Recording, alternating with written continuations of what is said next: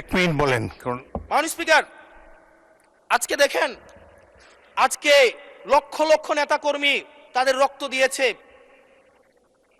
ফ্যাসিবাদ বিরোধী প্রত্যেকটি রাজনৈতিক দল, কোন রাজনৈতিক দলকে বিশেষভাবে আমি আলাদা করতে চাই না, ফ্যাসিবাদ বিরোধী প্রত্যেকটি রাজনৈতিক দলের রক্ত শ্রম ঘামের মধ্য দিয়ে এই হাসিনার পতন হয়েছে। এই হাসিনার পতনের পরে যখন জনরায়, মাননীয় স্পিকার, যখন জনরায় কখনো কেতাবের কাছে মাথা নত করে না। এটা ভ্যাটিকান সিটি নয় যে গসপেল অনুযায়ী হচ্ছে দেশ পরিচালিত হবে। 68% জনগণ তারা সিদ্ধান্ত জানিয়ে দিয়েছে এই সংবিধানের যেই বেসিক স্ট্রাকচারাল জায়গায় কোন জায়গাগুলোতে রিফরমেশন আনতে হবে। মাননীয় স্পিকার, আন্দালিব রহমান পার্থ সাহেব বলেছেন যে অর্ডারে নাকি হচ্ছে সংবিধান সংস্কার পরিষদের গঠনটা নাই।